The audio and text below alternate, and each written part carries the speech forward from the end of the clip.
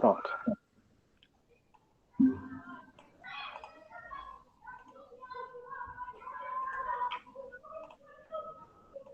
Então, essa função aqui é uma função com quantas variáveis? Falem comigo. Duas. Se não houver restrições, qual é o domínio de uma função com duas variáveis? R3. É o R2. Essa função aqui, ela traz alguma restrição? Sim. Qual é? O logaritmo tem que ser diferente de 1. Positivo diferente de 1. O que está dentro, né, do logaritmo, no caso aqui, eu vou chamar de x. Tem que ser o quê? Um número positivo diferente de 1. Não, é só um número positivo. Ele pode ser 1. Diferente de existe 1. uma existe uma restrição assim diferente de 1 com relação à base.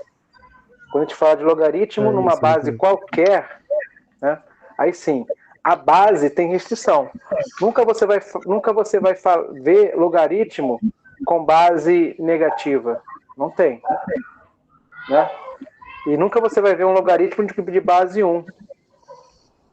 Tá? Pela mesma razão que você nunca vai ver função exponencial. Função exponencial mesmo, isso. Função exponencial, uma base qualquer. Se a base for 1, 1 elevado a x é 1. Não é função exponencial, é uma constante. Não é verdade? Se a base for negativa, ela não é uma função exponencial. Essa função aqui ela fica quicando. Então ela perde esse comportamento exponencial. Então, a função exponencial, a base tem que ser positiva e tem que ser diferente de 1. Então, essa é a restrição para a base de uma função exponencial. E também uma restrição para a base da função logaritmo. Tá claro? Ok. Beleza. Mas uma restrição do ln mesmo é só o que está dentro do logaritmo tem que ser positivo, porque ele é o resultado de uma potência. Ô, Fernando, o seu som bem tá dando um eco. Não sei se só eu estou ouvindo. Eu vou fechar. Não, mas pode isso. Obrigado. Mas pode abrir a qualquer momento, tá? Fica à vontade aí. Só para não ficar realmente ouvindo a minha voz de novo aqui, o retorno. Obrigado. Olha só. Então, o domínio dessa função.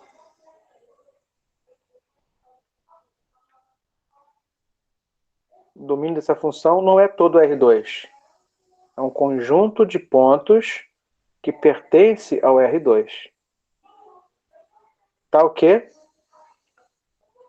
Aquela expressão todinha que está ali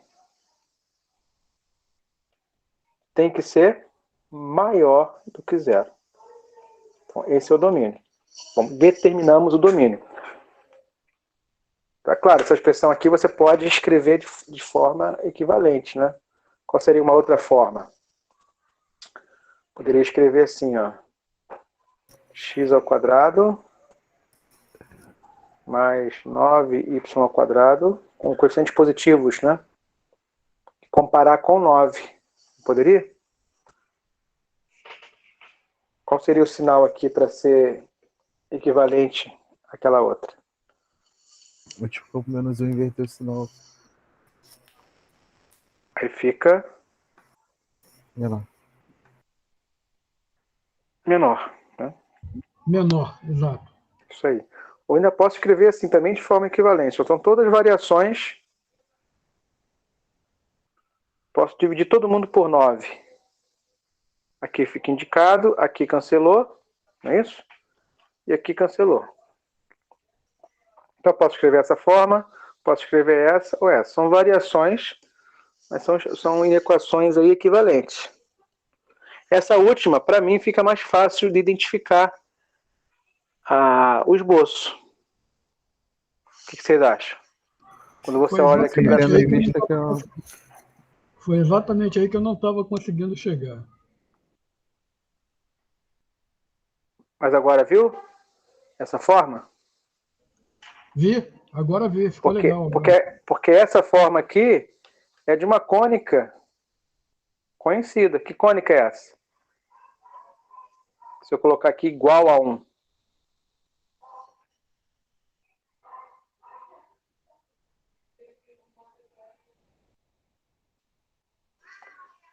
Que cônica é essa, gente? Podem falar ou escrever aí no chat que eu acompanho. X ao quadrado sobre 9 mais y ao quadrado igual a 1. Elipse. É uma elipse. Isso aqui é uma elipse. De qual centro?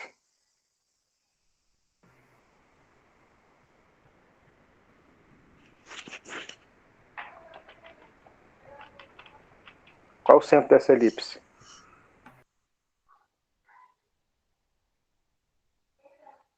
Quero saber o centro. Eu quero saber os semieixos.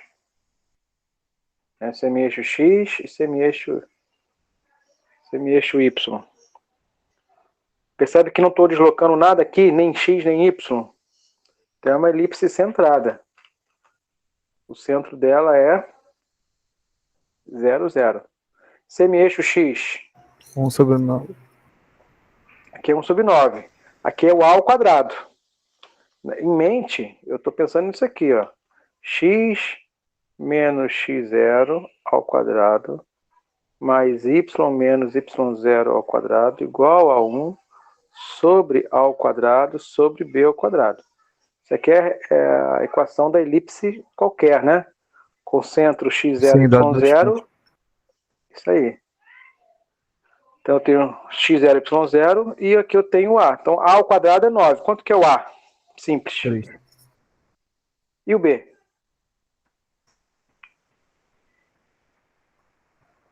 Isso aqui não tem b? Na verdade tem, né? Aqui é 1. Então b é 1. Então vou fazer a elipse aqui, ó. A elipse que a gente quer tá centrada, 3 unidades na direção de x, 1 unidade na direção de y. Esses são os extremos. Agora você liga esses extremos. É um esboço simples. Tá aqui, ó. Corta o eixo y no 1 e no menos 1, claro. Corta o eixo x no 3 e no menos 3, claro. Então essa é a elipse. Mas observa só, a elipse é o resultado da equação. Os pontos que compõem a elipse são os pontos que satisfazem a equação, o igual a 1. Mas o que a gente quer nesse exercício são os pontos que têm a ver com essa elipse, mas não será incluído a elipse, percebe? Observem que aqui está só menor.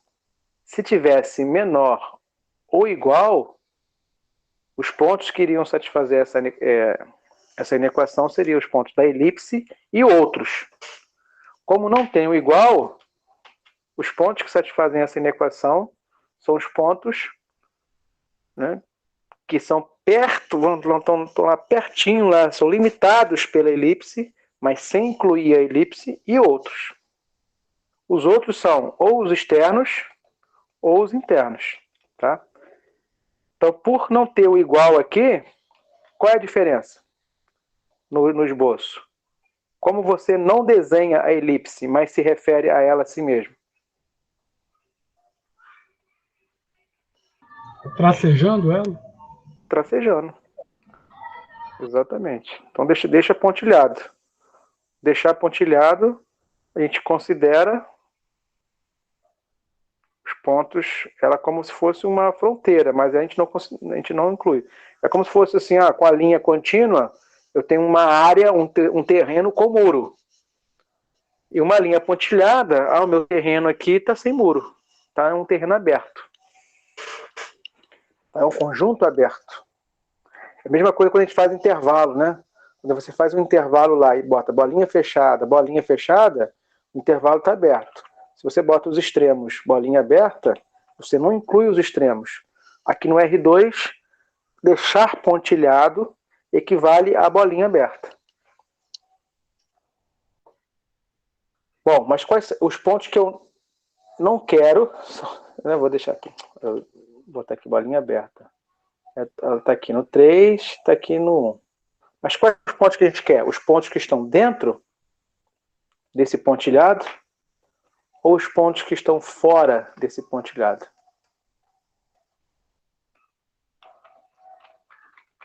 Falem aí. É o interno. É o interno. Ah, eu acho que é o interno. Eu posso pegar um ponto que está na região interna e testar. Se valer, já confere. Basta testar um. 0. Tá? Ah, o ponto 00. Beleza, mais fácil, né? O ponto 00 está dentro. Testa o 00 aqui. Vai dar 0 menor do que 1. A sentença que vai ficar aqui vai ser 0 menor do que 1. É uma sentença verdadeira? Sim. Então, Sim, de fato,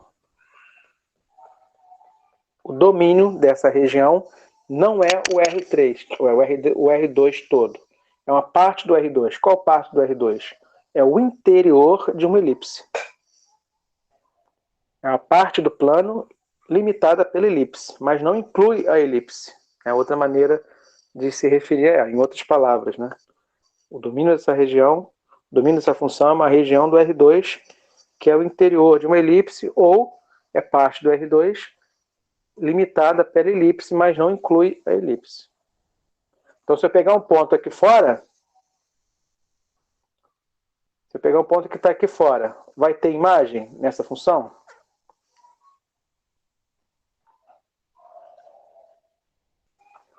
Se eu pegar um ponto que está fora da elipse, aquela função ali não vai ter imagem. Vai dar ln de número negativo. Se eu pegar um ponto em cima da linha da elipse e jogar aqui na função, vai dar ln de 0. Também não tem resultado. Só vai ter resultado pontos que eu tomar aqui dentro dessa região.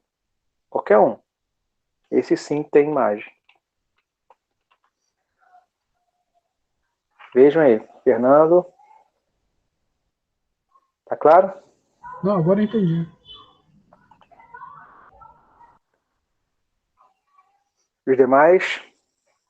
Tá claro, gente? Essa ideia do domínio, do Tá esboço do sim. domínio. Beleza. Qual a outra questão, ô Fernando, você tinha falado? 22. 22. Ela é bem parecida com essa daí. Também tem ln, mas qual é a diferença aqui estrutural da 22? Deixa eu pegar ela aqui para a gente ver. Ela tem 3 variáveis.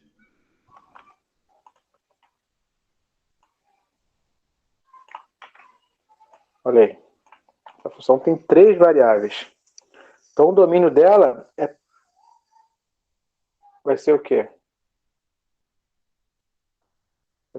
Vai ser um conjunto de pontos do R2 ou do R3?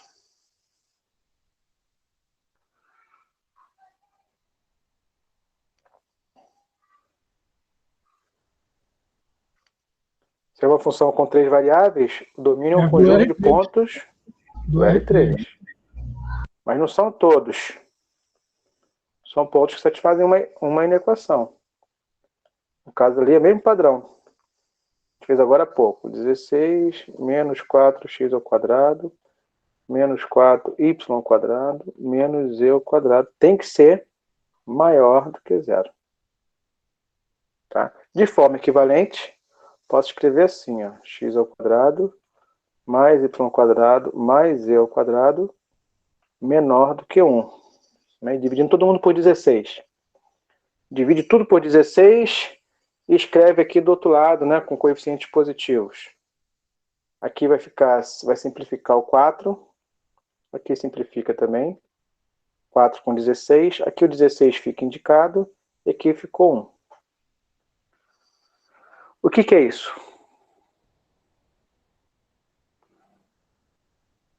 E aí? Ah, eu não sei o que é no R3, mas eu sei identificar os traços.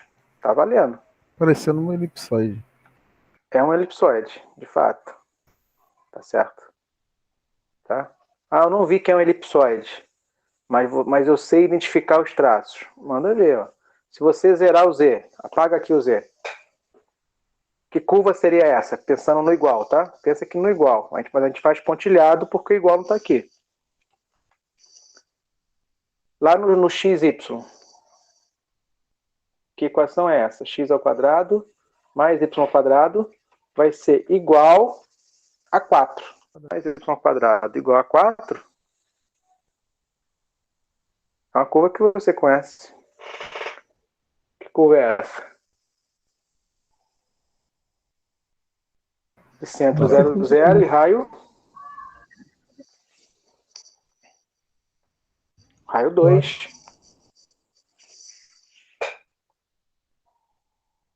É isso? X ao quadrado mais y ao quadrado igual a 4. Aqui R ao quadrado é 4. O R simples é 2. O R é 2. Tá? Então, 2 passinhos para lá, 2 para cá, 2 para cá, 2 para cá. Ou será que vai ficar muito carregado? Você vai direto aqui e marca só aqui, ó, 2 e 2. Tá ótimo. Ah, não, mas eu quero fazer pontilhados, né? Então, para não confundir muito, eu vou fazer só o pontilhado. Sei que é uma circunferência. Claro, a perspectiva aqui é outra, tá? Que passa aqui no 2, ó. Beleza. Qual será o traço nesse plano aqui de frente? No plano YZ? É só eu zerar o X. Quando eu zero o X, que curva que eu vejo? Claro, considerando igual. Mas a gente faz pontilhado.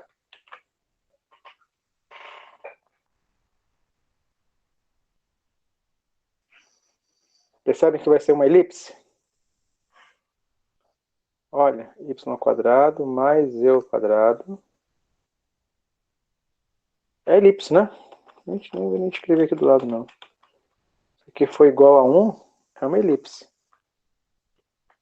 Só que aqui vai ser o semi-eixo no y é 2 e o semi-eixo no z é 4.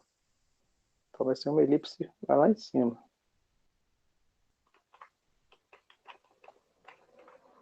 Vocês façam mais bonito do que o meu. Que vem no 4 e aqui no menos 4. Claro, a outra aqui também vai ser algo do tipo. Tá? Nem preciso fazer para eu saber que... Deixar só essas duas mesmo, já sei que é um elipsoide. Mas os pontos que eu quero considerar são pontos que compõem um pedaço do R3, limitado por esse elipsoide. Aqui não tem o igual, então não inclui o elipsoide. Tá? É como se fosse um sólido aberto, como se fosse um sólido sem casca. Tá? É uma laranja descascada, se for o caso. E aqui, mas qual é a parte do R3 que eu quero? O interior? Os pontos que estão no interior do elipsoide? É o interior. Claro, eu posso testar o 0, 0, 0, porque é fácil, né? E também vai dar 0, 0, 0. A sentença aqui vai ser 0 menor do que 1, que é verdadeira. De fato, é o interior. Mas como é que a gente desenha isso? Se eu pintar aqui, ó, né, dá uma ideia aqui, mas acho que fica confuso, né, filho? Às vezes é melhor você escrever. Ah, os pontos, esse domínio aqui, o esboço seria esse, né, o máximo. Mas seria assim, os pontos que estão do R3 que estão no interior do elipsoide. De centro 0, 0, 0, semi-eixo X 2, semi-eixo Y 2 também, semi-eixo Z 4. Ok? O que isso quer dizer na prática? Que você só pode entrar nessa função com trios que estão dentro do elipsoide. Se você pegar um ponto que está aqui fora, vai ter imagem ln de negativo. Não existe. Se você pegar um ponto que está na casca do elipsoide, vai dar ln de 0. Não existe. Só vai ter imagem, só vai existir imagem para pontos que estão no interior do elipsoide. Beleza?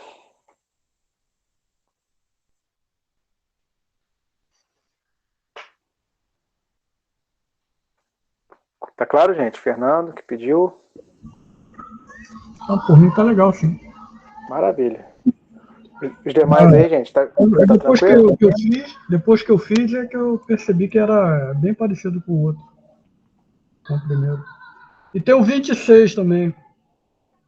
Vamos fazer o 26? Pode ser.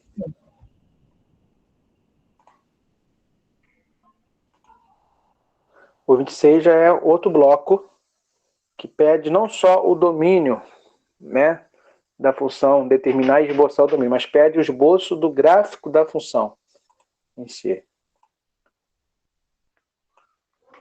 Olha aqui, ó. O 26 pede o esboço do gráfico.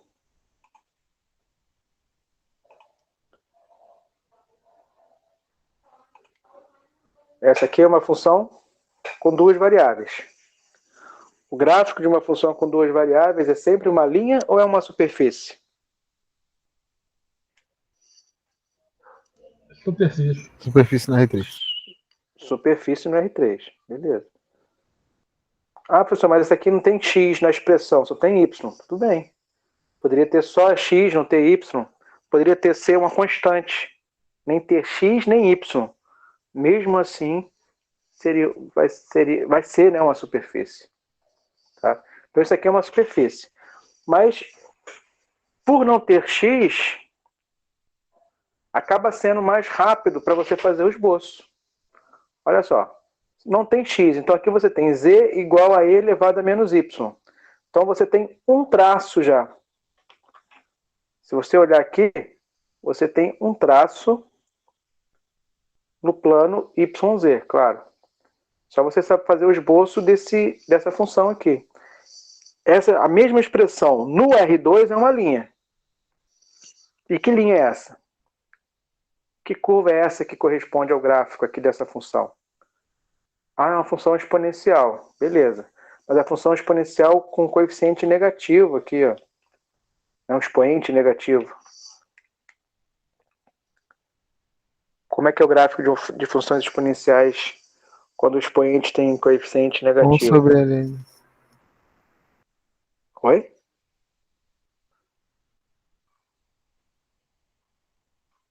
O gráfico? Não entendi.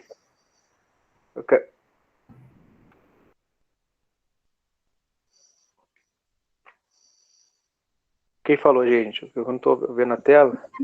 Não é 1 sobre ln de y. Isso.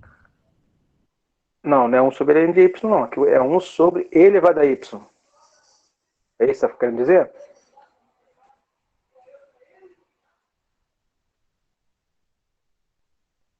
Para mim tá legal, é isso aí. Mas eu estou pensando no gráfico. O gráfico da função exponencial de x é o gráfico, é a exponencial padrão. Ó. Corta aqui no 1, não é assim? E aqui é uma assíntota, beleza. Mas e se o expoente aqui for negativo? O que muda no gráfico?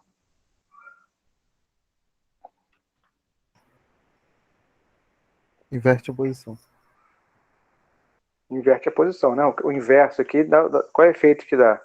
Ao invés de ser uma curva exponencial crescente, é uma curva exponencial decrescente. A diferença é essa, tá? Então aqui eu tenho a diferença que eu estou aqui envolvendo y e z, tá? Então, se fosse positivo, exponencial crescente. É negativo, exponencial decrescente. Corta o z na onde? Quando o y for zero, o z aqui, isso aqui for zero, z é 1. E a exponencial corta o eixo y?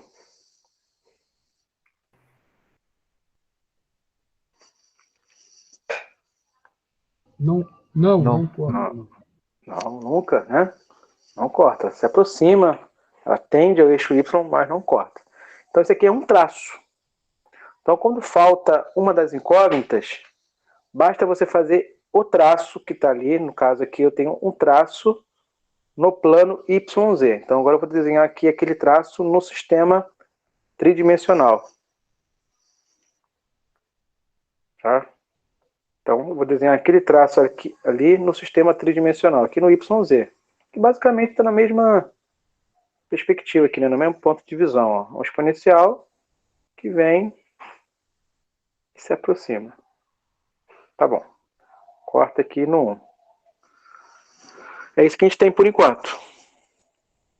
O fato de não ter x na expressão quer dizer que essa curva, que o gráfico dessa função, né, quer dizer que o x é zero ou quer dizer que o x é livre?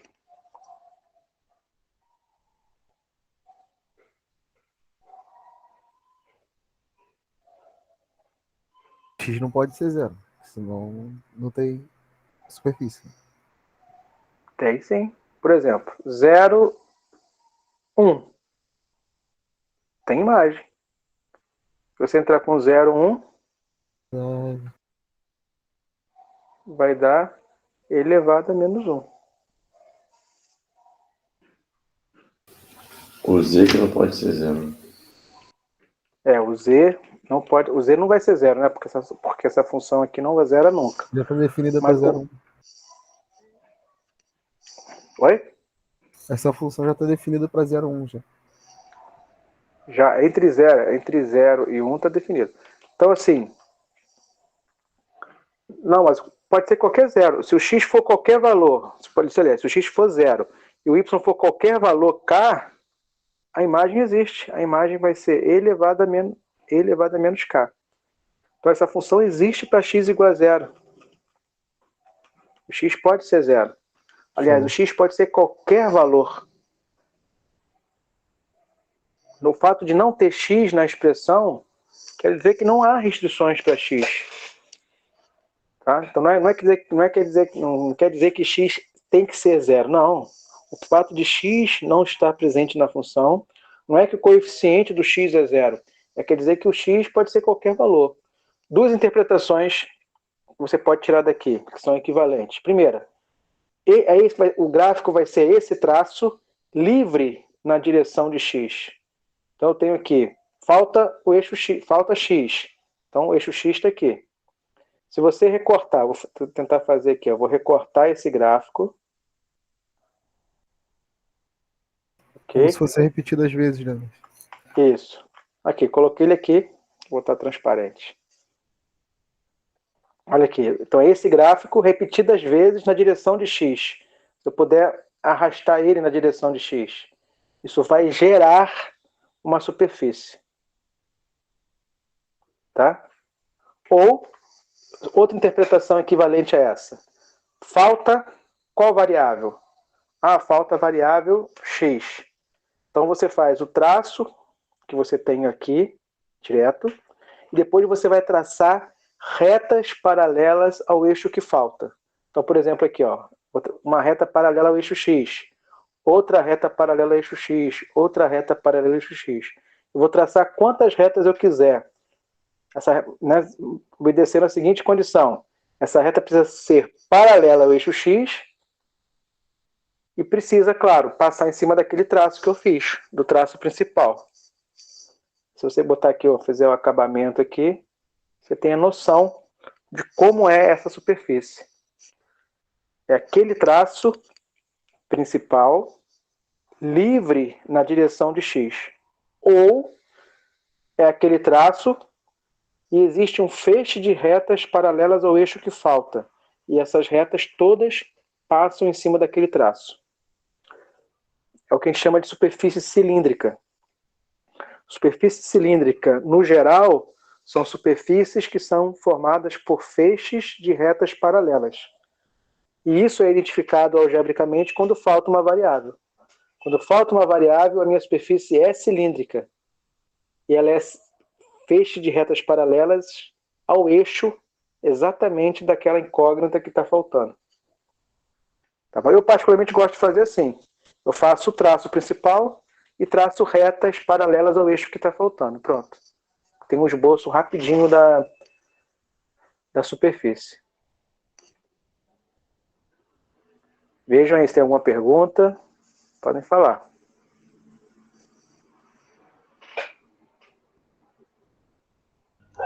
Ficou bem claro. Foi? Ficou bem claro. Maravilha. Todo mundo viu, gente? Então, esboço de funções quando falta uma incógnita. Excelente. Você pode aplicar essa mesma ideia quando a função for constante? F de x igual a 5, por exemplo. Falta x.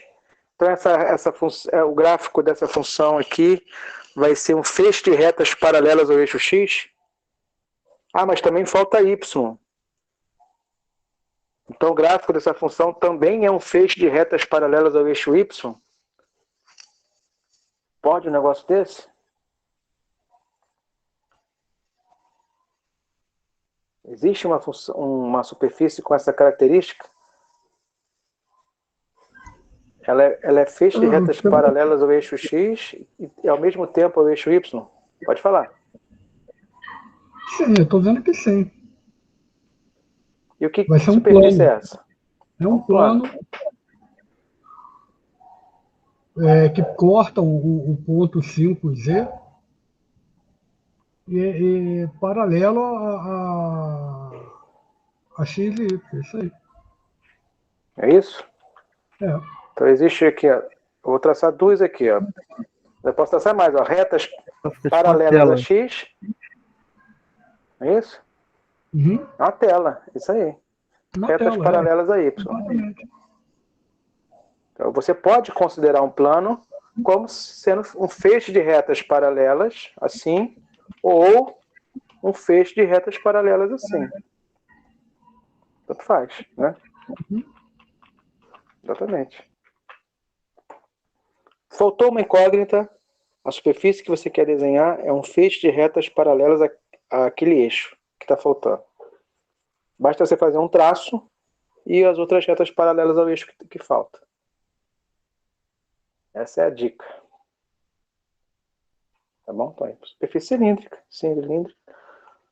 Às vezes é comum de falar de superfície cilíndrica e a pessoa pensar só no cilindro, né? O cilindro circular reto. Mas não. Toda superfície que é um feixe de retas paralelas é uma superfície cilíndrica.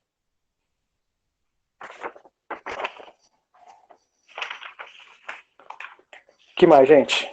Pode fazer. Manda aí.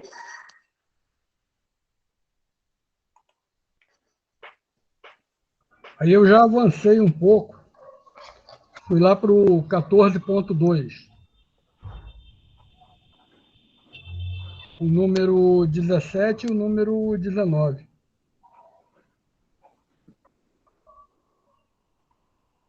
Da lista também, né? Da lista. Só que agora é 14.2. Repete para mim, por favor, de novo o número. É o 17, o 19 e o 22. Vamos lá.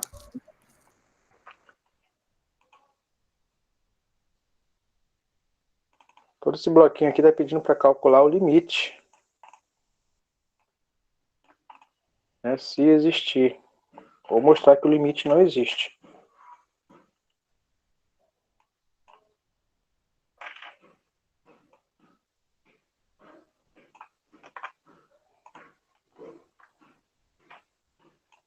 Confere se é esse mesmo.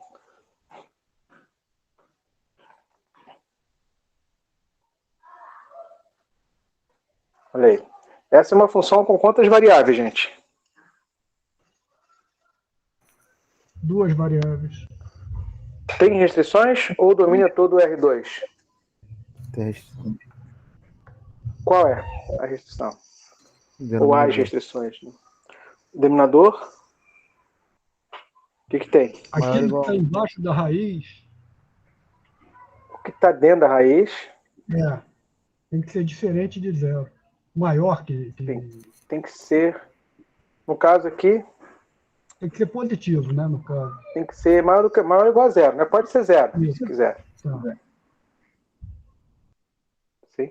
Mas percebe que aqui eu tenho uma expressão que é ao quadrado, x ao quadrado, y ao quadrado, mais 1. Essa expressão aqui tem como ela dar negativo? Não. Tem como ela dar zero? Zero? Não. Não, também não. Não, eu tô despreocupado. Então, assim, com relação à raiz em si, a raiz, né, eu vejo que sim, que a condição que ela traz é o que está dentro da raiz tem que ser maior do que zero. Maior ou igual a zero. Mas aqui, realmente, eu estou tranquilo com isso.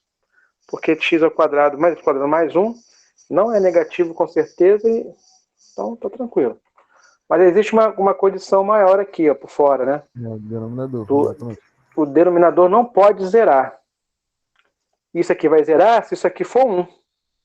Então existe uma restrição aqui desse exercício, que essa raiz aqui tem que ser diferente de 1. Exato. Mas a raiz vai ser 1 se o que tiver dentro for 1. Isso aqui tem como dar 1? X ao quadrado mais y ao quadrado mais 1 pode dar 1? Só se x ao quadrado for menos y ao quadrado. Só se x ao quadrado. Só se x2 e y2 forem zero. Só se os dois forem zeros. Zero. Né? X e y tem que ser zero ao mesmo tempo. Isso aqui só dá 1 se isso aqui for zero. Então tem isso aqui, ó, x ao quadrado igual a zero. X ao quadrado mais y ao quadrado tem que ser igual a zero. Isso aqui só dá zero no ponto 0, 0. Então tem uma condição, tem uma restrição, né? Essa função aqui ela existe para qualquer par. Só não existe para o par 0, 0. O par 0, 0 não existe. A imagem não existe. Mas aqui não está perguntando a imagem no ponto 0, 0. Aqui está perguntando o limite. O limite é o seguinte. No ponto 0, 0 não tem imagem. Mas quando eu estiver perto do 0, 0, pontos que estão perto do 0, 0 tem imagem? Sim. Sim.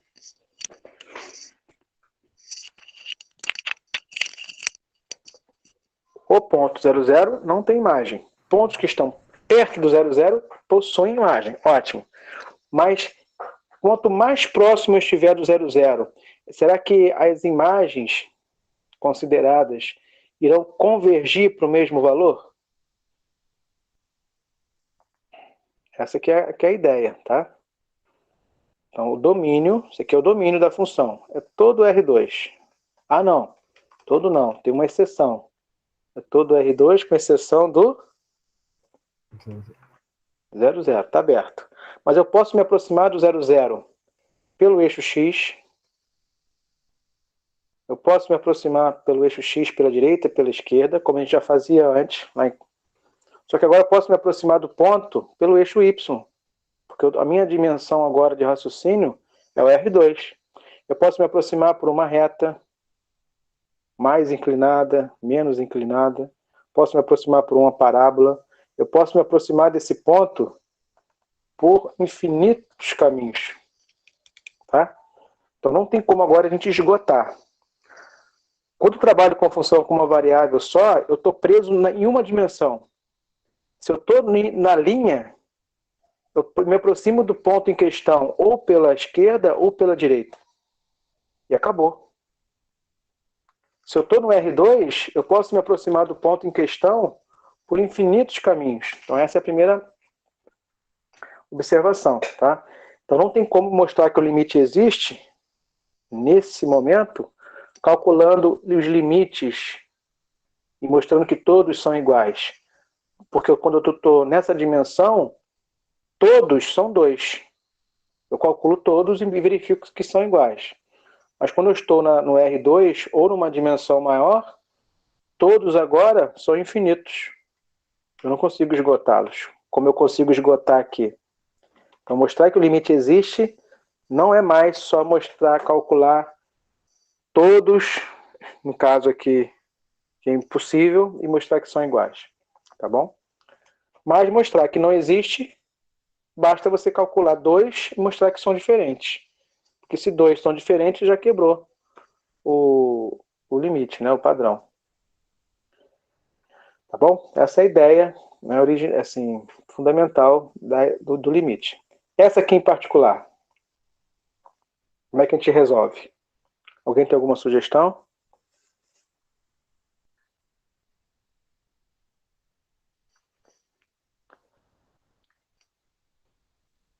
Sem sugestão, eu posso calcular Testar dois direto. valores quaisquer. Não, vou substituir aqui. Ó. Quando x vai para 0, y vai para 0. O numerador vai para quanto? 0. 0. Denominador? Vai para quanto? Indeterminação. Tem zero também. Vai para 0. Beleza. Alguém falou assim, é uma indeterminação. O que é uma indeterminação? É 0 dividido por 0? Ou é um valor próximo de 0 dividido por um valor próximo de 0?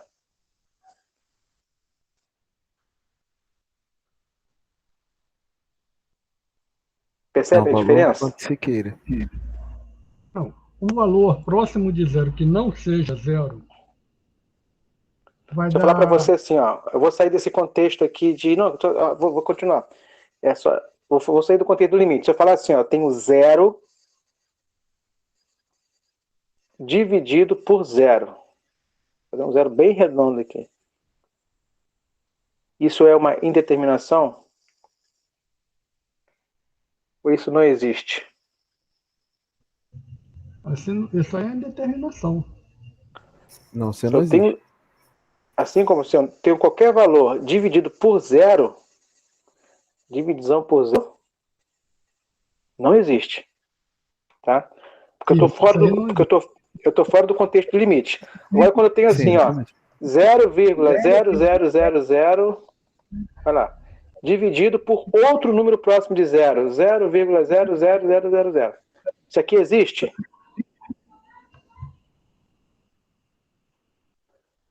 Existe essa divisão? Existe. Existe. Eu sei quanto que é? Não, é indeterminado. Não.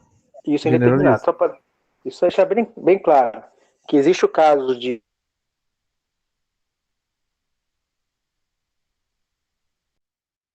valor próximo de 0? Existe. E nesse caso aqui é uma indeterminação. Tá? Então, voltando lá para o contexto do limite. Ó. Aqui nós estamos no limite. Eu, particularmente, eu gosto de fazer um 0 assim, isso é coisa minha. Um 0 deitado, inclinado. Só para me lembrar que isso aqui é um valor que está em movimento. Ele está tendendo a 0. Um valor que tende a 0 dividido por outro valor que tende a 0. Eu não sei. Se for o mesmo valor, a razão é 1. Ótimo. Se for o de cima for o dobro do de baixo, a razão é 2. Se o de baixo for o dobro do de cima, a razão é meio. Então, mas eu não sei. Então, é indeterminado. Então, beleza. Então, vou ter que resolver essa determinação de outra maneira. Existem várias maneiras. Essa aqui, em particular, acho que a gente nem precisa passar para a coordenada polar. Tá? Porque, quem não sei se vocês já viram o vídeo dessa aula. A gente pode passar para a coordenada polar, é uma maneira. A gente pode fatorar aqui de uma maneira conveniente, onde um dos fatores vai para 0 e outra função limitada. A gente mostra que vai para 0. Mas essa aqui, se eu não me engano, dá para a gente simplificar a expressão. Dá algebricamente. Produto notável. Não dá? Como é que você simplifica essa expressão aqui? Multiplico pelo conjugado em cima e embaixo. Beleza, isso aí. Então, o conjugado é a mesma expressão, a mesma parte aqui, né? Só mudando o sinal. Aqui é menos 1, vai ficar mais 1. Repete. Claro, se você multiplicou pela mesma expressão, numerador e denominador, em cima e embaixo, são expressões equivalentes. Calcular esse limite e calcular esse novo limite aqui é a mesma coisa. Mas ao fazer isso, você vai racionalizar, né? Você vai tirar ali a raiz do denominador. Então eu tenho um problema de limite tendendo ao ponto 0,0. Numerador fica x² mais y² vezes tudo isso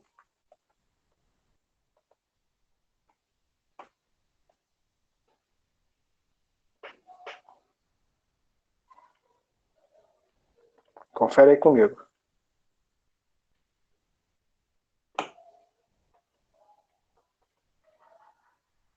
Vou botar o parênteses aqui para não confundir. Denominador. Tô. Cancelou a raiz, não é isso? Isso. Quadrado primeiro. Cancelou a raiz. O fator em evidência lá embaixo. Isso aí. Menos o quadrado segundo. Menos 1 cancela com 1. E esse termo todo cancela com esse. Verifiquem aí. Então, deu para simplificar. Ó. Todo mundo viu a simplificação? E a expressão se resume a essa. Que agora não é uma expressão indeterminada.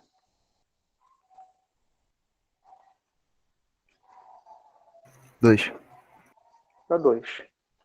Ou seja, aquele próximo de zero dividido por próximo de zero lá do início, agora eu vejo que o valor que vai para zero, que está no numerador, ele é o dobro do valor que vai para zero que está no denominador. Então, apesar de serem próximos de zero, ambos, essa razão é 2. Tá? Então agora, agora foi determinado. Eu sabia que existia, não sabia qual o valor. Por isso que é uma indeterminação. Agora a gente sabe qual é o valor daquele quociente, daquela razão, é 2. Tá? Então é um caso aqui, um exercício que deu para a gente resolver simplificando a expressão.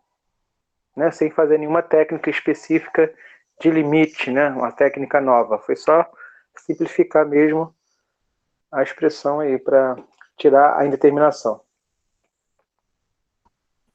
Fica simples assim, cara. Ficou simples, né? É. Beleza, maravilha.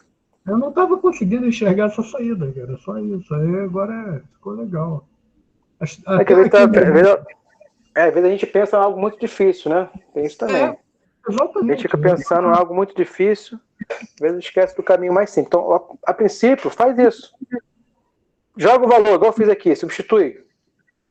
Aí que dá para resolver. Ah, não deu? Tenta simplificar. Não deu? Vamos usar alguma técnica para resolver. Tá bom? Podemos ir para o próximo? Sim, mas... Ok, podemos.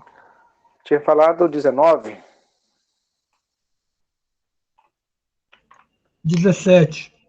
Esse foi o 17. Não. Esse foi o 17, é o 19 e o 22. Isso, vamos para o 19. Deixa eu pegar aqui um maior, fica mais fácil de enxergar, peraí.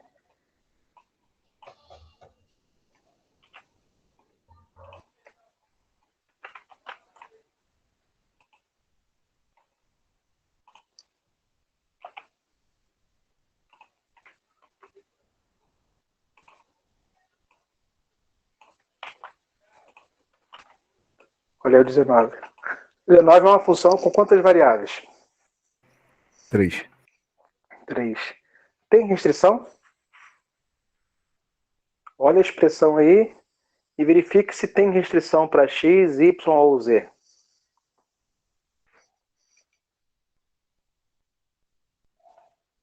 Não achei não, mestre. A parte do exponencial não tem, com certeza. A parte da tangente tem uma restrição.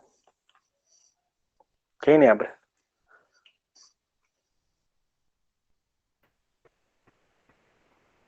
Ai, caraca. Entre 1 e menos 1. A tangente você pode escrever como sendo a razão. Só para lembrar a restrição aí, ó. Seno e cosseno, não é isso? Isso. Então, na verdade, tem uma expressão, né? Assim, vamos falar assim, implícita aqui. Aqui tem uma expressão no denominador. Qual é a expressão que está no denominador? Cosseno. Então, cosseno de x vezes z tem que ser diferente de zero. Se eu pegar lá o círculo trigonométrico, todos os arcos, né, de 90 graus e por isso que pita ali. 270, né? Todos os congruentes, né, as esses aqui terão cosseno iguais a zero. Então, x vezes z não pode ser π sobre 2, né, nem 3π sobre 2, nem nenhum arco congruente a esses. Nesses pontos não tem imagem. Mas será que esse ponto aqui é um desses? Se for, vai dar problema. A gente vai ter que analisar se o limite existe ou não. Imagem eu sei que não existe, né? Agora, se não for, é direto. Então, na dúvida, vamos calcular. Substitui direto aqui. Aqui vai dar e elevado a quanto? Tá difícil. X tende a π, y tende a θ. Então, aqui vai ser e elevado a θ Ao quadrado. E ao teta quadrado. Tá. Vai deixar indicado. Vezes tangente de x vezes z. 180. 180. 180 é esse aqui. Então, acho que tá tranquilo. Esse aqui foi tranquilo. Quanto que é tangente de 180? Tangente de π. Não dá. Quanto que é seno de π? Não tem. Zero. Zero. Se seno de π é zero, a tangente é quanto? Zero. É zero. Então, isso aqui tá. é zero. Ou tende a zero, né? No caso aqui, porque tende a π e tende a 1. Isso. Então, mas aqui eu tenho um valor que tende a zero. Um valor que tende a zero vezes uma constante.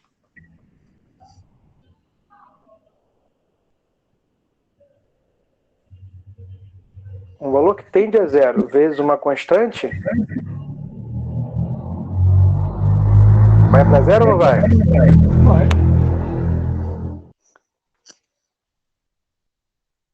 Vai para zero, tá? Um valor muito pequeno vezes uma constante vai dar um valor muito pequeno. Uhum.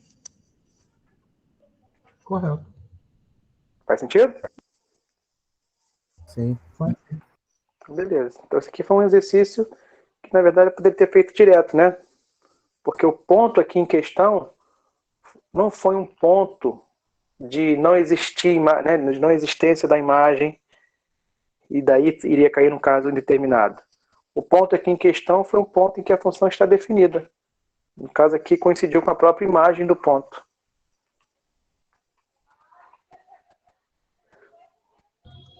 Pô, e Ok? a tua explicação, aí que a gente vê que o troço não é difícil, é que tem que decorar alguns conceitos, decorar mesmo, gravar alguns conceitos. Isso é verdade.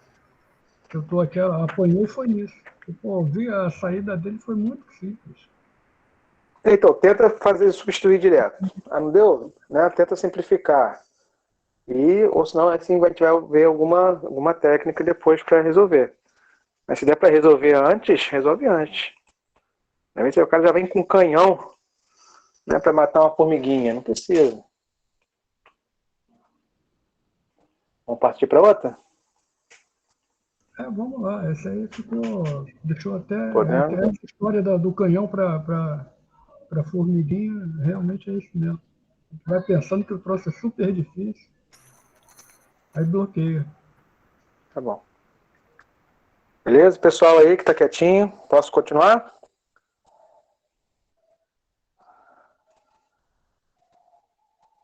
Fala aí, dá um oi no grupo aí. Sim, beleza? Digita aí, João, rapaziada. Daniel, isso aí. É bom assim, é bom aproveitar as dúvidas, né? As dúvidas né? É comum, mas vão participar. Qual foi o outro, o Fernando tinha falado? Foi 22? Lembra aí. Isso.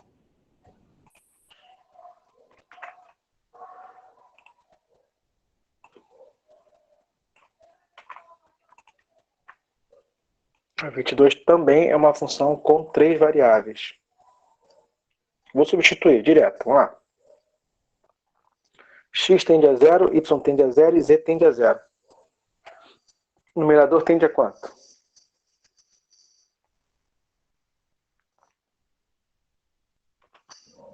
0. Denominador. Também. Então aqui eu tenho próximo de 0 dividido por próximo de 0. Uhum. Existe, mas eu não sei quanto que dá. Então isso aqui é uma indeterminação. Tá? Divisão de 0 por 0 não existe. Agora a divisão de um número pequeno por outro número pequeno, a princípio, né, é indeterminado, mas eu posso determinar. Ou falar que não existe se eu pegar aqui 2 caminhos diferentes que resultem em valores diferentes. Né? Pode existir por um caminho com um valor, pode existir por outro caminho com outro valor.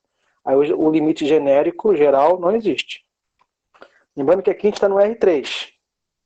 Então a gente fica brincando aqui entre essas dimensões. Se você está nos reais e quer ir até o 0, só tem duas possibilidades. Pela direita ou pela esquerda. Se você está no R2 e quer ir até a origem, existem quantas possibilidades? Direita, esquerda, cima, baixo, inclinado, parábola, infinitos caminhos. E se você está no R3?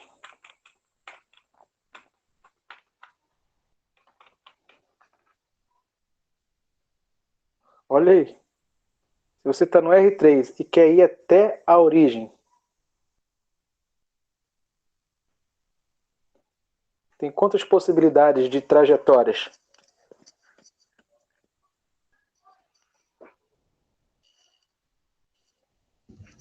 Infinitas também, né? Infinitas. Então tem como eu calcular todas e mostrar que todas existem, considerar todas as trajetórias, calcular todos os limites em cada trajetória, mostrar que todos existem e são iguais, para concluir que o geral existe? Impossível. É só você isolando, né? Se eu tiver que mostrar que existe, o caminho não é esse, calculando por caminhos diferentes. Mas se eu conseguir mostrar 2 caminhos diferentes, 2 trajetórias diferentes, que resultam em limites diferentes, aí equivale aos laterais diferentes. Lembra? Quando os limites laterais são diferentes, o limite geral não existe. Então vamos calcular aqui um caminho. Por exemplo, eu quero calcular aqui, fala aqui um caminho fácil. Alguém fala aí para mim, ó. Fala um caminho fácil que passa na origem. Uma trajetória bem simples. O X, o Y ou o Z, um dos 3. Um dos 3. É. Eixo X. Quero me aproximar da origem pelo eixo X. Pela frente ou por trás, tanto faz. Como é que eu me refiro a esse caminho? Vou botar aqui, ó, caminho 1. Só você botar aqui o limite.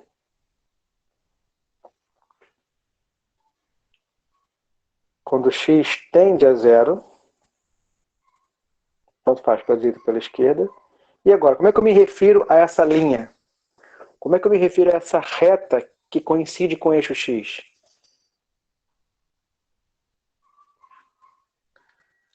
Se eu escrever y igual a 0, como eu estou no R3, o y igual a 0 é todo esse plano aqui. Então não basta só o y ser 0.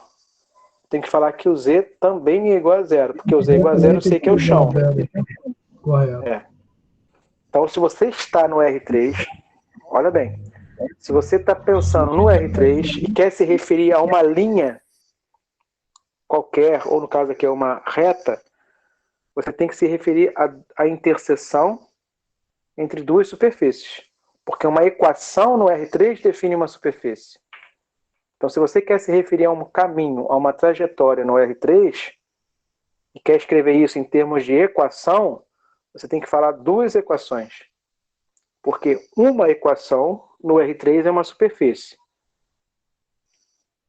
Então, a primeira equação é uma superfície, a segunda equação é outra superfície.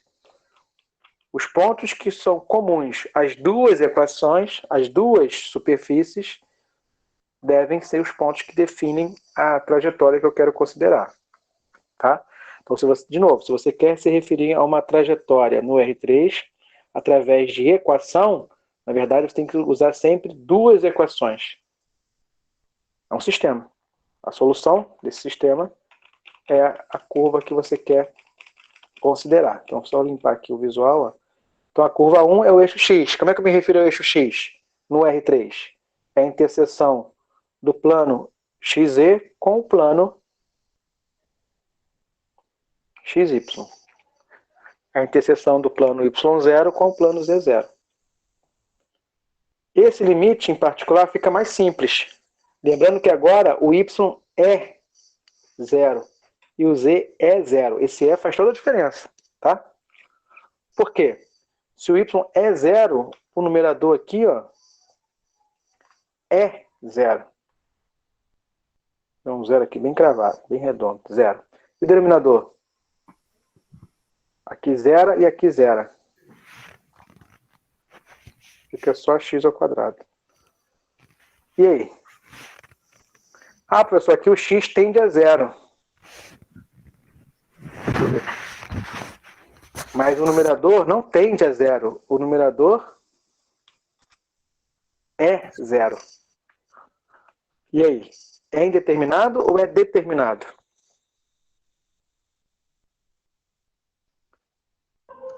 É indeterminado. Olha só, se você olhar aqui, ó, não tem nem conta, né? Assim, a gente está numa linha, mas a gente está discutindo esse conceito. Quando eu tenho um valor que tende a 0 dividido por outro que tende a 0, eu não sei quem é mais rápido aqui. Então, essa razão é indeterminada. Tá? Mas agora, o y é 0. Então, o numerador aqui não tende. Isso aqui é 0 cravado. Aqui é como se eu tivesse assim, ó, 0 dividido por 0,00000. Aqui é 0.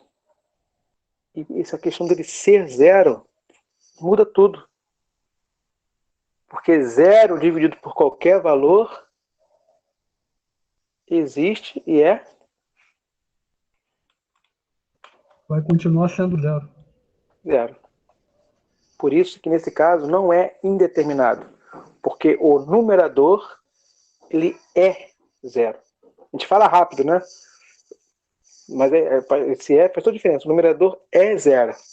O denominador tende a 0. Mas 0 dividido por outro valor pequeno, não importa. Continua sendo 0. Eu não tenho nada para dividir. Né? Continua dando 0. Ou seja, o limite por esse caminho aqui existe ou não existe? O limite por esse caminho existe e vale quanto? Existe e vale 0. Vale 0. Posso concluir que o limite por todos os caminhos também existem? E vale 0? Não. Posso falar assim, ó, tem um palpite. Se existir, é 0. Mas eu não tenho garantia nenhuma. Não necessariamente. Não necessariamente. Eu posso pegar um outro caminho? Um caminho 2? Posso pegar aqui um caminho 2 e fazer outras contas. Posso. Mas com a seguinte ideia. Se você pegar o caminho 2 e achar um valor diferente de 0, pronto, você mostra que o limite não existe. Porque limites diferentes, o limite geral não existe. Tá? Mas se você achar 0, não quer dizer que o limite existe, porque lembra que aqui a gente tem infinitos caminhos. A gente pode ter 2 iguais e um terceiro diferente. Você pode fazer 20 caminhos e todos iguais a 0. Mesmo assim é insuficiente, porque eu posso achar mais um 21º diferente. Tá? Então, e aí? Vamos insistir na questão do caminho só se for para mostrar que não existe. Essa que é a ideia. E se for para mostrar que existe, tem que fazer outra conta, outra abordagem. E aí, você consegue falar para mim aqui um outro caminho que torna esse resultado ali diferente de zero?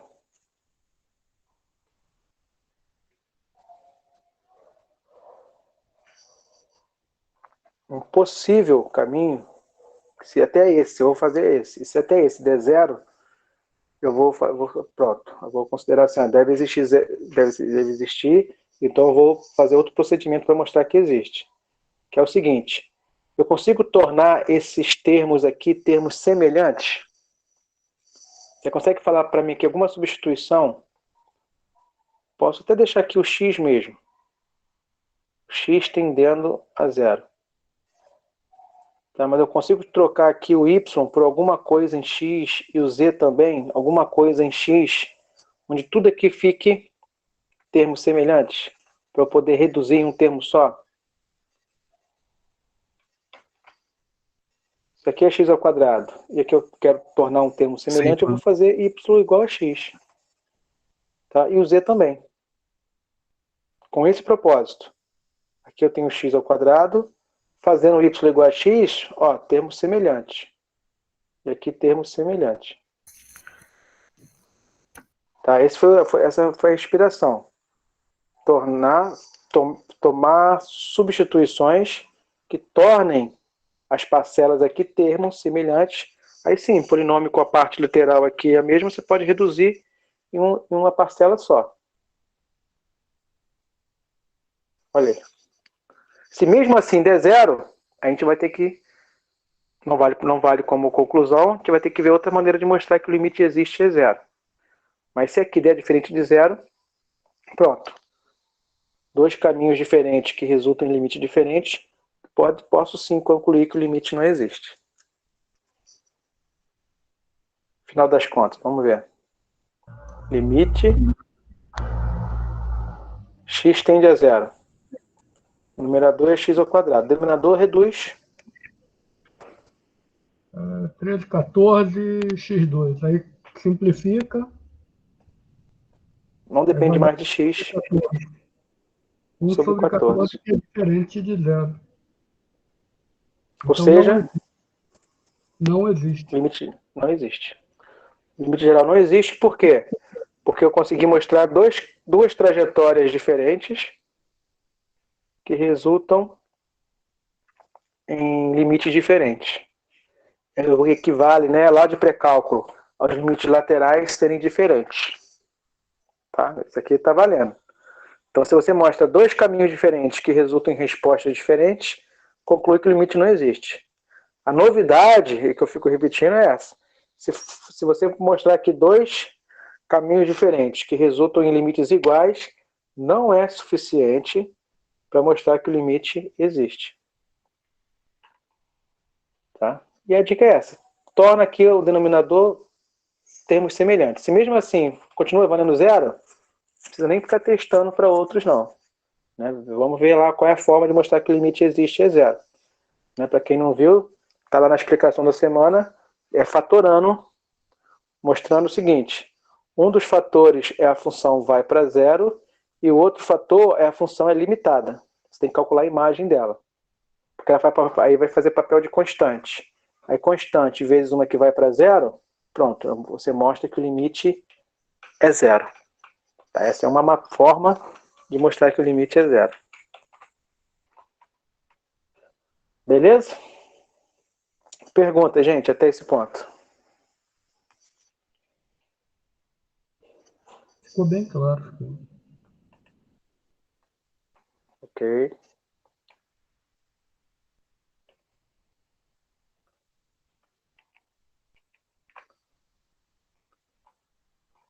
Todo mundo viu?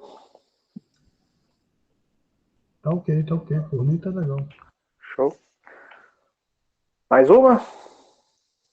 mais uma. Manda aí.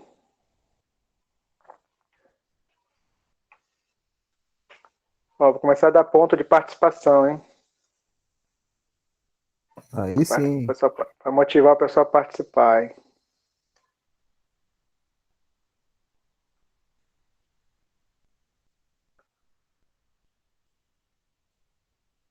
Vamos lá.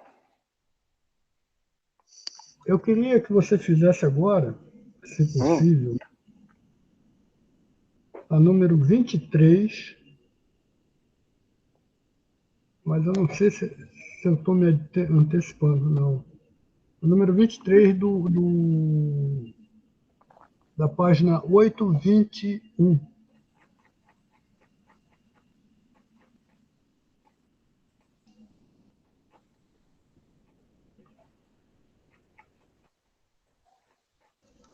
Conseguiu me ouvir?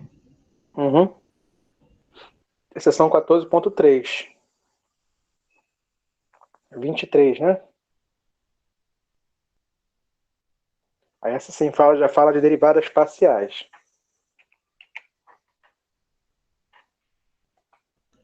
É que Que é o eu dei uma vistoriada nisso tudo hoje, aí pintou essas dúvidas, eu saí marcando aqui. Isso. É o Todas conteúdo que eu essas. coloquei nessa semana, mas a gente pode adiantar, sem problema. Porque assim, falar em derivada não é uma coisa nova. Né? Todo mundo aqui já viu derivada. A ideia de cálculo, né, nesse ponto também é generalizar esse conceito que você já viu para funções com várias variáveis. Tá bom? E aqui é a parte prática, né? Tem a interpretação, depois a gente pode discutir um pouco mais, né? Mas aqui é a parte prática. Então, quando você vai derivar uma função com várias variáveis, você tem que derivar considerando apenas uma variável em um momento. Depois você pode derivar considerando a outra variável. Então você tem que calcular a derivada por partes. Então são derivadas parciais.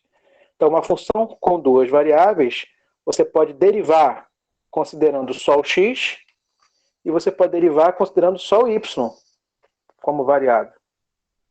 Então, tá? Então a primeira observação aí é a notação.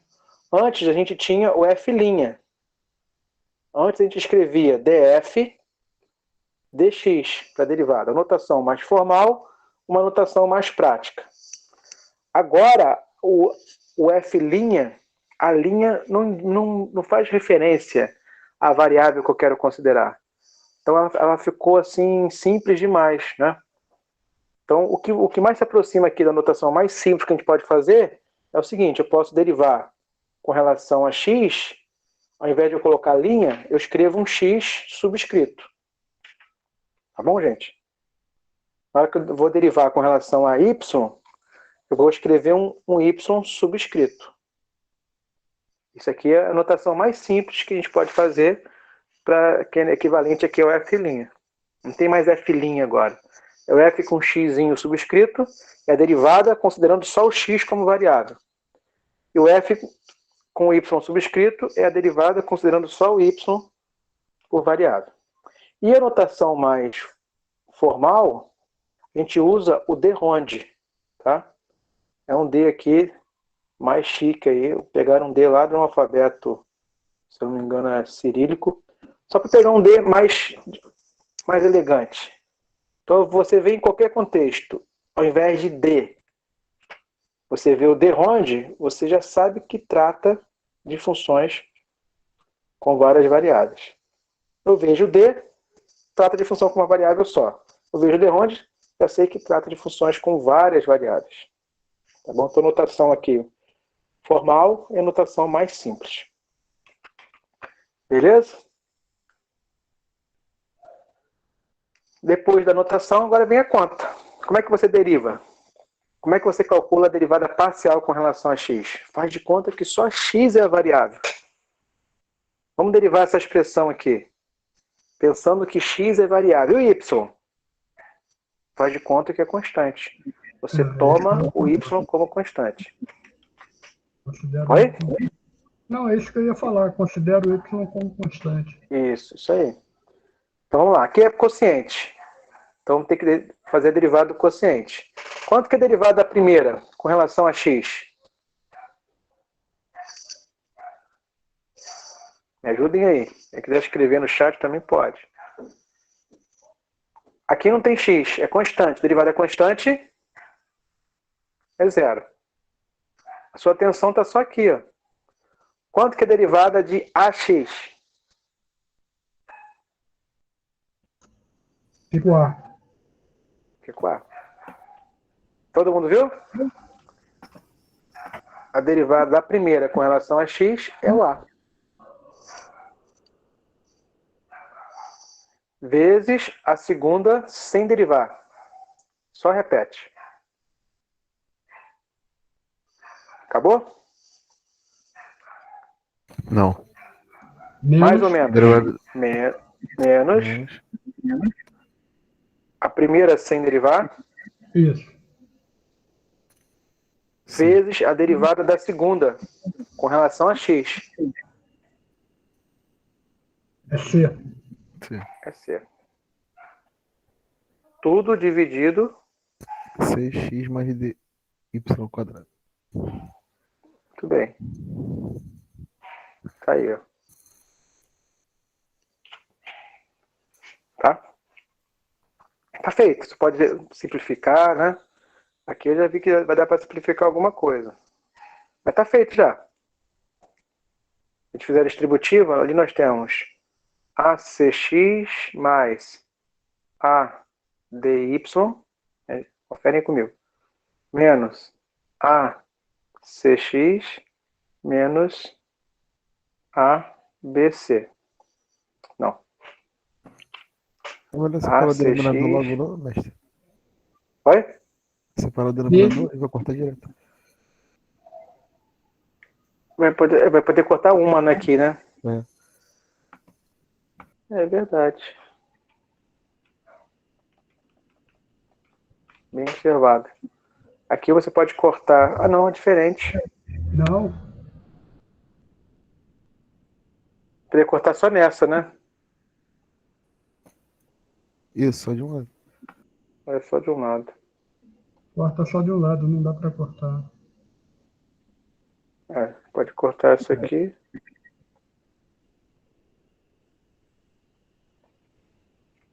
Corta aqui. Tá. E aqui vai ter que deixar indicado, né? Achei melhor do que distribuir, mas tudo bem. É ACX menos BCY dividido por isso tudo isso aqui. Tá. Tá bom. Você faz aí, né? Já tá, a derivada em si já está feita. Agora é só questão de simplificar, né, e chegar na resposta lá final. Tá. Aí você vai conferir com o gabarito, não está nesse formato. Trabalha um pouquinho mais só para chegar no formato para você ver. Mas a derivada está certa aqui. Ok? Então, mas essa é a derivada com relação a X. a x, tá bom? Agora vamos calcular a derivada com relação a y. O que muda? Continua sendo um quociente, porque tem y no numerador e no denominador. Mas agora você vai derivar pensando que só o y é variável. O x, nesse momento, você toma como constante. Quanto que é a derivada da primeira com relação a y?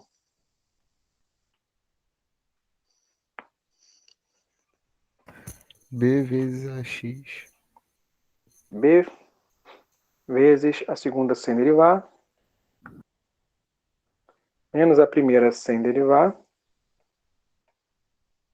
vezes a derivada da segunda. Quanto que é a derivada da segunda com relação a y?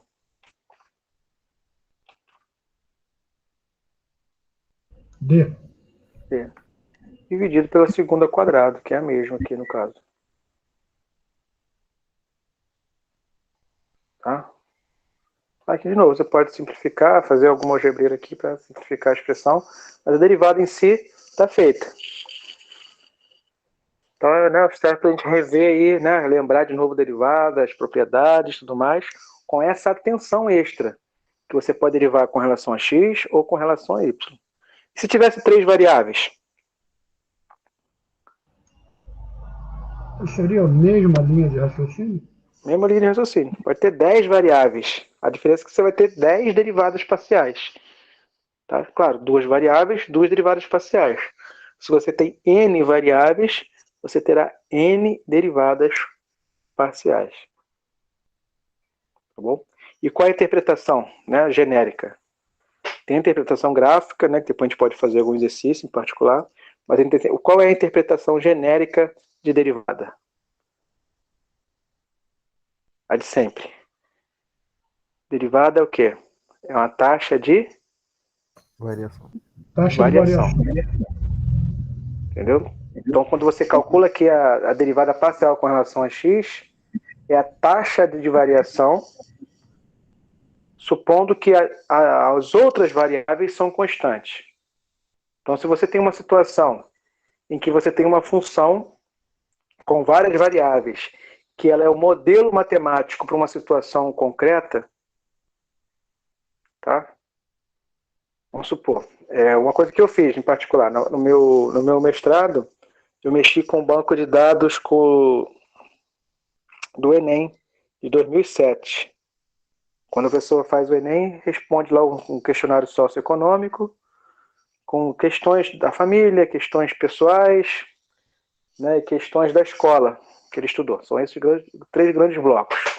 Variáveis da família, variáveis da escola e variáveis individuais. Não é à toa que esses blocos estão lá. É por quê? Porque justamente por isso, para poder criar um banco de dados para poder buscar variáveis da escola, ou variáveis da família, ou variáveis individuais que implicam nos melhores desempenhos, né, na prova. Para que isso? Para que isso aí? Dentre outras coisas, para saber, principalmente na escola, quais são as variáveis com maior peso e se a escola pode mudar, né? Se a gente pode criar algum modo ali de intervenção ali, sugerir, né, intervenções para poder melhorar a qualidade, o resultado, né, do ensino. Aí, no final das contas, eu cheguei numa função com 23 variáveis importantes, né, dividida nesses três blocos. Então, a minha função tinha 23 variáveis. Essa foi, acabou. Acabou ali a minha, né, todo o meu trabalho foi esse, trabalhar com esse banco de dados. Continuação, né? Parabéns. Oi? Parabéns, muito bacana. Isso, então, esse foi o tema. Mas o que pode vir, né, o que poderia vir além disso? Eu ia continuar, né? Eu ia fazer sequência nos outros anos, ia criar um grande modelo, só que o Enem mudou a estrutura. Então não pude, né? Mas aí, pegando só esse ano, não pude dar continuidade assim para tudo num trabalho só. Mas pegando só esse ano de 2007, eu poderia calcular 27 derivadas. Eu não fiz isso, né? Meu trabalho foi só escrever o modelo, que já é um trabalho imenso. Então, imagine que você já tem uma função que explica alguma coisa. Ótimo. Agora eu poderia calcular 27 derivadas parciais. E o que isso ia trazer, né, para mim? Eu teria 27 ferramentas que me dariam assim, ó, a taxa de variação. Se eu puder manter as 20, todas as outras, né? As 22, todas as outras variáveis constantes. Vamos supor que a gente não mexe, a gente não consegue intervir, vamos supor que todas as outras são constantes, a gente não vai alterar. Se eu mexer só essa variável... Eu posso fixar o valor, né? Isso, vamos dizer que todas as outras estão fixas e eu vou mexer só em uma, eu vou manipular só uma. Qual vai ser o efeito dela? Entende? Entendi. A escola, por exemplo, a escola não tem biblioteca. Poxa, então supondo que todas as outras variáveis são constantes, se eu colocar uma biblioteca, era negativo, se virar positivo, qual vai ser o efeito disso? Então a derivada vai me dar esse efeito. Tem já a quantidade de tempo de estudo em casa, tarefa de casa. Tem aluno que não faz dever de casa, tem aluno que faz, tem lá tempo mais ou menos estimado de horas de estudar em casa por semana. Se você puder criar, né? A derivada com relação daquela variável de estudar em casa, exatamente o peso, o quanto o aluno pode aumentar a sua média caso ele aumente a quantidade de horas lá que ele estuda em casa.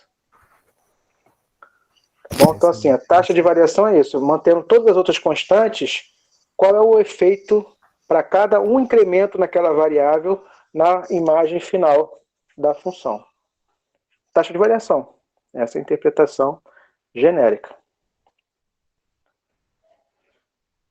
Ok?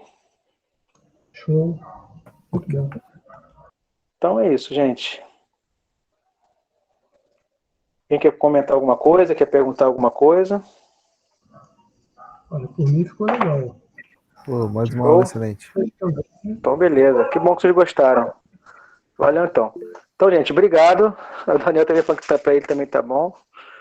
Então, valeu. Obrigado pela participação aí. Espero que, né, tenha contribuído um pouquinho aí. Mas tem que mexer, tá? Agora tá falando aqui de tarefa de casa para a educação básica, mas o cálculo, graduação é a mesma coisa. Tem que botar a mão na massa, né? Então, desejo para vocês aí uma boa semana de estudos. E a gente se fala. Eu tô sem WhatsApp, tá? Não sei se vocês colocaram alguma coisa lá no grupo. Tem esses 2 dias que o meu celular deu ruim aqui. Eu tô sem WhatsApp, mas podem mandar um e-mail, qualquer coisa se eu não responder lá, porque ainda não atualizei o WhatsApp ainda. Tá bom? A gente se fala. Valeu, então. Valeu, gente. Valeu, então. Boa noite. Valeu, grande abraço. Tchau, tchau. Tchau, boa noite.